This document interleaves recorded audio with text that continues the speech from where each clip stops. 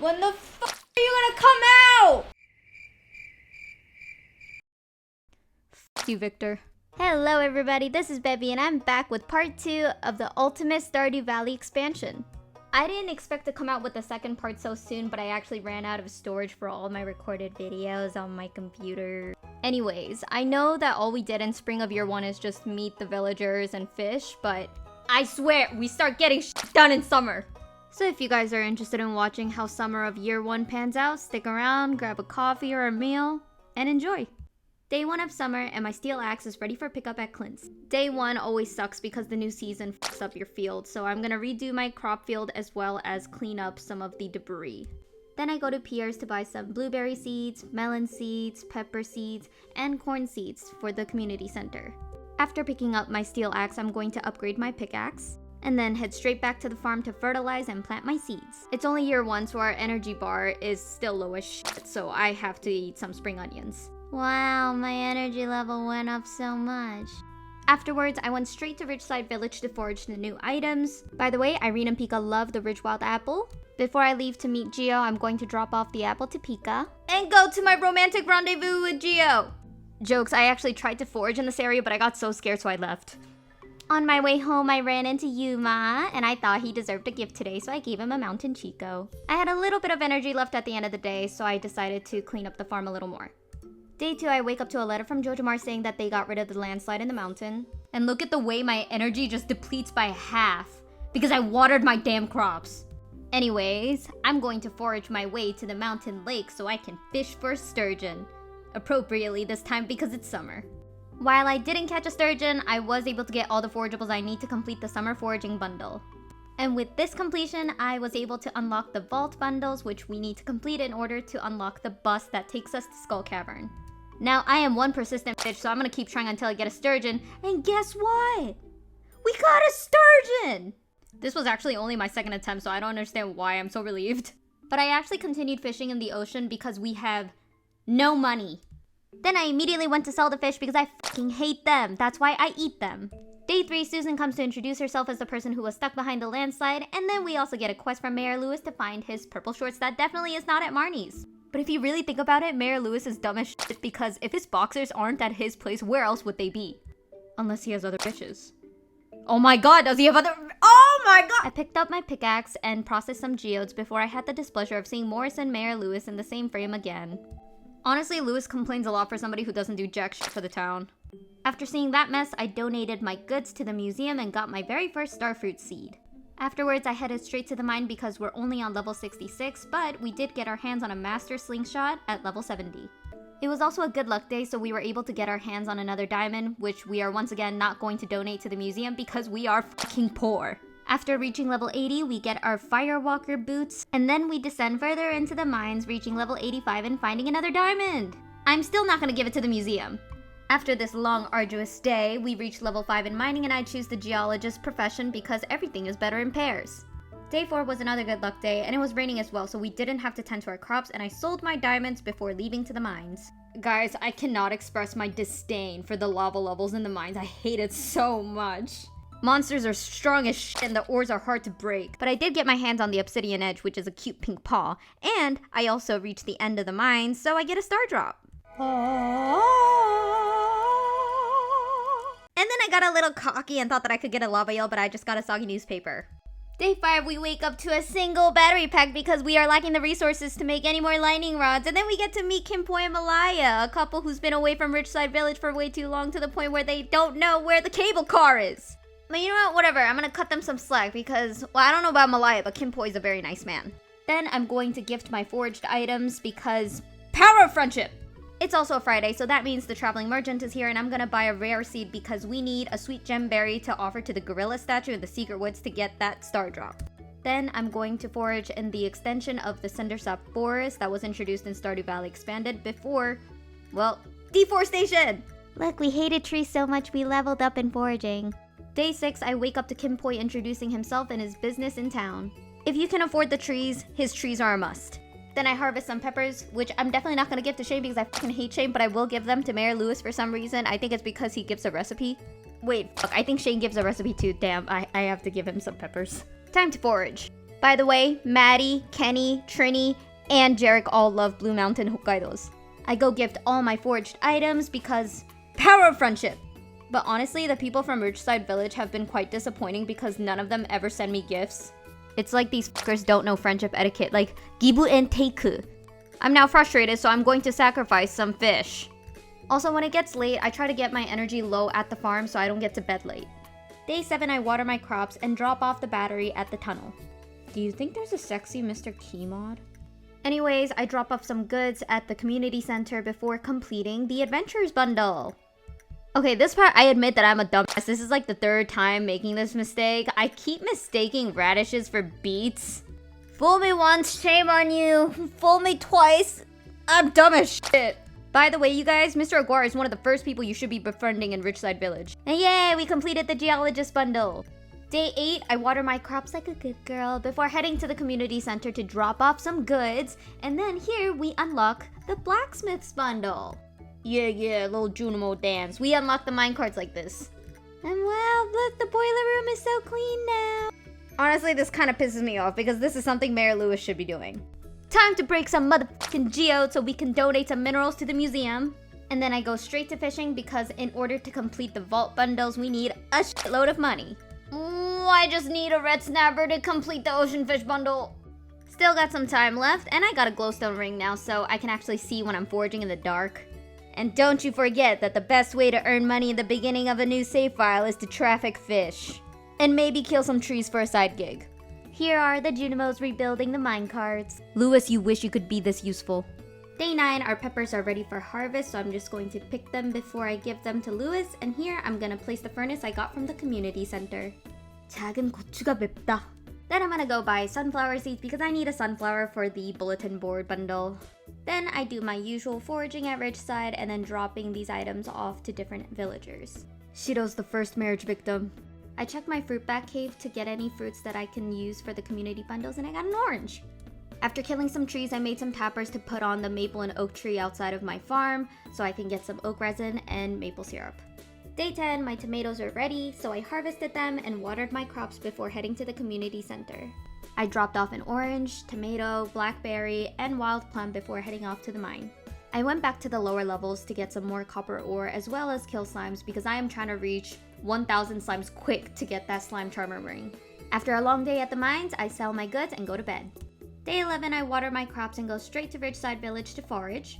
And as usual, I gift them to the villagers who love these items the most.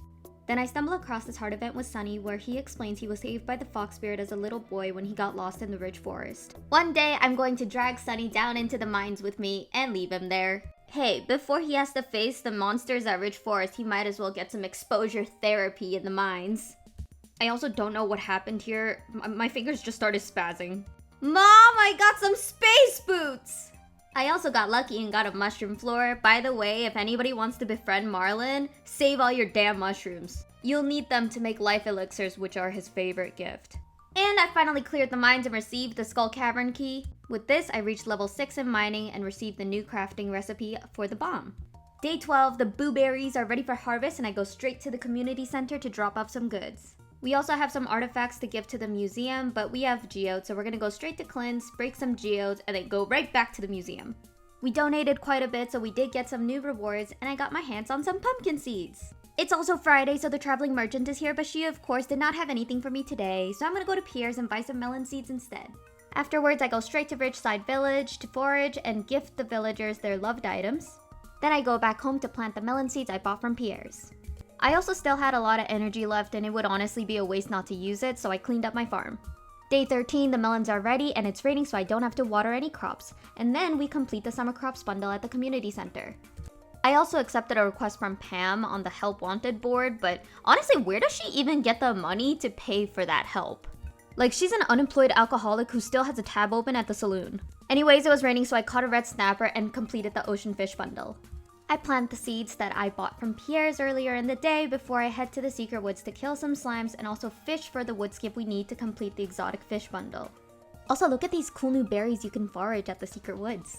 I still had some time left to kill, so I went to go forage at Ridgeside Village, and then decorated my walls with this thing I got from fishing at the Secret Woods. We finally reached level 6 in farming, so we can make a quality sprinkler, and we also leveled up in fishing. Day 14 is a Sunday, so I tuned in to Queen of Sauce and learned how to make pancakes before going out to water my crops. We also visited Robin early in the morning to make our very first coop. I also purchased a calendar to keep up to date with everybody's birthdays, and then I went to the community center to drop off some goods. At this time, I really wasn't confident that I would be able to unlock Calico Desert very quickly, so I did buy the sandfish from the traveling merchant. I then unlocked the foraging area at the beach as well as Grandpa's shed. And because I combined 2 expansion mods, there are so many more resources that we need, so we do need to go to the mines more often. Also guys, make sure you stock up on iron ore and coal so you can craft bombs before you head into Skull Cavern. Day 15, my corn and peppers are ready for harvest, so I'm just going to water my crops before going to the mines. I originally just wanted to go straight to the Adventurers Guild, but they don't open until 12. But that's okay, I needed some coal and iron ore anyway. Now I'm a fully fledged adventurer, baby! I also still had a lot of time left, so I dropped by Ridgeside to drop off gifts to the villagers. Then, I completed the specialty fish bundle with the ghost fish I caught at the mines. Day 16, I picked my blueberries and tomatoes before heading off straight to the mines. It's early game, so we're still lacking a lot of resources we need to complete any of the quests that are gonna come our way. So y'all are gonna notice that I will be mining a lot for probably the next year and a half on this game, and if you get impatient watching it, don't worry, I'm getting impatient while watching it too. After committing mass genocide in the mines, I got level 5 combat and chose Scout. Crit is superior. Day 17, I'm going to tend to my crops and go straight to the community center to drop off some goods, and here I'm going to complete the exotic foraging bundle. It's a Wednesday, so Pierre's isn't open, so I buy some corn seeds at Joja Mart. Pierre is a useless piece of shit. Then I processed some geodes at Clint's and donated the findings to the museum. Our coop is also finished, so I visited Marnie to buy a brown and a white chicken because we need both a brown and a white egg to donate to the community center. Honestly, how did Concerned Ape come up with these names? What the f is Gutchers? Gonna pet the chickens because friendship levels with little Tellini and Gutchers is very important. Robin then informs me of all the materials that are needed in order to complete Grandpa's shed. But first things first, I need a fucking silo. I can't let my little Tellini and Gutchers starve. Time to go foraging at Ridgeside and then gift these foraged items to the villagers. And really, I can't get over the bitter taste in my mouth because none of these villagers ever gift me anything. There's literally no merit in befriending all these villagers outside of reaching perfection. Day 18, I just tend to my crops and go straight to the mines. Honestly, nothing too exciting, I just really needed to farm iron ore and coal. But at least we leveled up in farming and mining. Day 19, I organized my chest and tended to my crops before going to the community center. I finally completed the quality crops bundle. That took a while. The traveling merchant was pretty useless today, so I went straight to the secret woods to forage some fiddlehead ferns because one of Kent's most loved gifts is the fiddlehead risotto. You must start preparations early. Gonna kill some time by foraging at Ridgeside before going home and organizing my chest. The silo is also completed, so I collect some hay and knock the fuck out. Day 20, Demetrius sends us a recipe as well as a request for a melon. Then I harvest the blueberries before I tend to my animals. And I finally have a mayonnaise maker! So I immediately start making mayonnaise before I go see Demetrius to drop off that melon he requested. And oh my god, this day in the mines kind of pissed me off. We had a very good start. We had a mushroom floor and everything. But the monsters in the lava floors are fucking relentless. Damn, I even got a fucking diamond too, but watch me just get fucked in the ass by the monsters. Oh, there we go. That's just fucking lovely. Time for me to fucking waste away in the bathhouse. The mines pissed me off, so I'm just going to cut down some very submissive trees. Look how nicely they fall! Day 21 is a Sunday, so I tuned in to the Queen of Sauce to learn how to make a maki roll, and then took care of Tellini and Gutchers. Really, how did Concerned Ape come up with the name Gutchers? Gutchers! Out of so many names available for animals, he chose Gutchers. Anyways, I foraged in the secret woods and then went straight to Ridgeside Village to forage some more. Gifts are lovely when you don't have to spend a penny on them. None of you do jack shit for me, so you're not gonna get any kind of money out of me. Except for Mr. Aguar. He gets a pass because he's actually very useful. No spoilers. I then made more lightning rods because we really need batteries. Day 22, my jelly is ready and it's raining, so I don't have to water my crops. I then drop the jelly off at the community center and then go gift Pierre an egg because if I ever get my hands on a squid, it's never going to this man. I hate Pierre, I don't want to befriend him, but I have no choice because he sends you a recipe. And guys, I'm squealing because we get to see our 2-heart event with Shiro. To be honest, I don't really care about Shiro's part, but Yuma was so cute in this heart event. I want a younger brother like Yuma. I feel like someone is peeling my heart like an onion. So I'm gonna blow up the mine. We finally get to meet the dwarf, but I don't understand what the f he's saying, so we're just gonna leave and cut some trees. Then I'm gonna process some ores and head to bed. Day 23, Yoba blessed me with a rainy day so I didn't have to tend to my crops, and then I said hello to Gutchers and Tolini. I need more gold ore, so I head to the mines, but then I come across this beautiful mushroom floor. I feel like I'm harvesting a bunch of toads and toadettes, and it makes me very happy. I don't stay in the mines for too long because it is Victor's birthday, so I'm gonna go drop off his gift, but he won't come out of his fucking room. Look, I have never waited on a man for this fucking long in my life. And you best believe I'm never gonna fucking do it again. Here, take your dumb battery. I go back to breaking rocks because I need to blow off some steam after that. Selfish asshole making people wait. Day 24, I harvest some crops and pick up the batteries from yesterday's thunder. After watering my crops, I go to Robin's to make a new barn. I want some milk. It's also Willie's birthday, so I give him a diamond because he is worth 750 Gs. Then I forage for a bit before I get to Pika's heart event. This sweet man is letting me taste test a new dish he wants to add to the menu. Then I play Santa Claus for a little bit, dropping off gifts here and there, and then I get to see Shanice's heart event. We find out that Shanice was actually a teacher at Zuzu City before coming to Ridgeside. And there's no better way to end the night by killing some trees. Day 25, for some reason I tended to my chickens before I did to my crops. And I got mail from George asking for a hot pepper for his knees, though I don't understand how those two correlate with each other. But you do you, man. Maybe next time my knee hurts, I'll rub some hot pepper on it too. I then go give Mr. Aguirre his birthday present before going back home, planting some seeds, and again, killing some trees. Day 26, it is rainy, so I don't have to water any of my crops, so I just harvest some tomatoes and tend to my chickens. Then, of course, scythe some hay for the silo. The traveling merchant once again disappoints me. I have to kill something now. I'm joking, I just want the slime charmer ring. Or do I?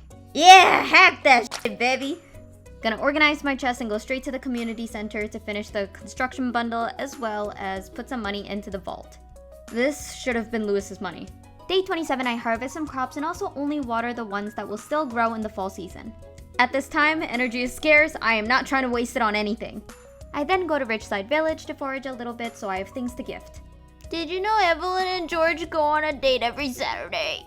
But the sweet moment will not erase my memories of Evelyn with her eyes open. After fawning over Evelyn and George's weekly dates, I bought a cow. Because I also need a companion. God, it's so hard to date around here. Wow, I must really have nothing to fucking do because all I do is clean up my farm for the rest of the day. Get some friends, baby, go to the saloon. Day 28, I finally make some fucking sprinklers. Took me long enough. It's also the last day to forage rich wild apples. It's a little bittersweet. This is so sad. I actually really enjoy giving gifts to villagers. I get so proud when I don't have to look at the wiki and I just remember what they like. Is it weird to be so attached to forageables? Then I end the season by making fences so my animals don't get in the fucking way. And this, ladies and gents, marks the end of summer year 1. Still quite grindy, but honestly very worth it because we're really starting to get somewhere now. And before I end the video, let's have a little recap over what we've been able to accomplish this summer. At the end of summer year 1, we completed 12 out of 30 bundles, unlocked the minecarts by finishing the boiler room, reached level 7 in mining, farming, fishing, and foraging, even though we're still level 5 in combat, unlocked the secret woods and the beach foraging area, built our first coop and barn, we now have a cow and 2 chickens, and finally obtained the Skull Cavern key. Not that we can do anything about it yet because we haven't finished the vault room. Sag. Well, if you guys enjoyed the video, please like and subscribe. I am hoping to make this series a weekly thing, so stay tuned. Hope you guys have a good rest of your week, and see you next time. Bye!